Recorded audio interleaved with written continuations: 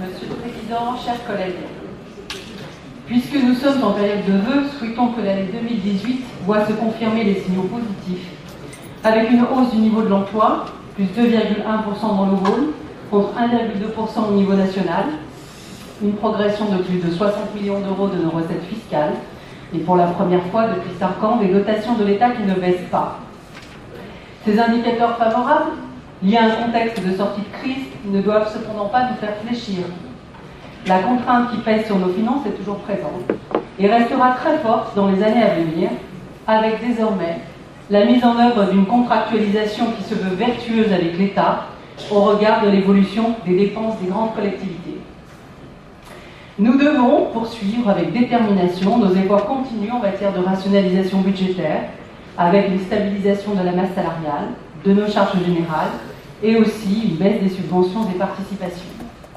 Alors oui, en ce qui concerne le Citral, la subvention baisse de 3%, mais cette baisse a été programmée sur le mandat et a été instruite et contractualisée dans le cadre de nos statuts jusqu'en 2020.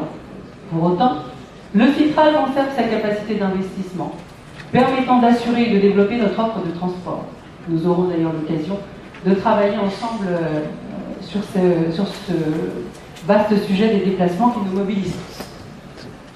Ainsi bâti, notre budget permettra à la métropole de continuer à relever le double défi qui consiste à assumer ses nombreuses compétences, notamment sociales, dans de bonnes conditions et à préserver un niveau d'autofinancement suffisant pour alimenter un programme d'investissement ambitieux au service du développement de notre territoire.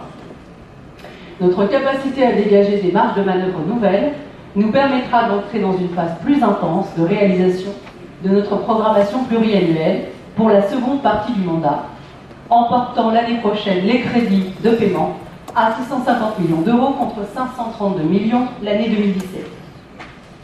Agir au quotidien dans nos différents champs de compétences, c'est en particulier décliner à travers des mesures concrètes les grands schémas sectoriels que nous avons adoptés et parmi lesquels le schéma de développement économique qui vise à renforcer notre compétitivité, notre rayonnement et notre attractivité, synonyme pour nous de création d'emplois.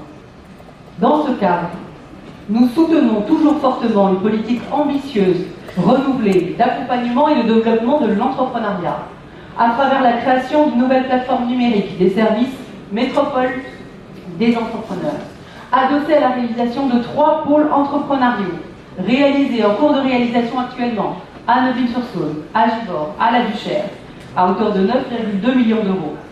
Nous sommes également fortement mobilisés sur l'industrie, notamment l'industrie du futur, qui nous permettra de maintenir un socle industriel, notre socle industriel, en lui donnant les moyens d'évoluer et de se structurer. C'est de cette manière que nous maintiendrons sur notre territoire une base industrielle solide, créatrice d'emplois.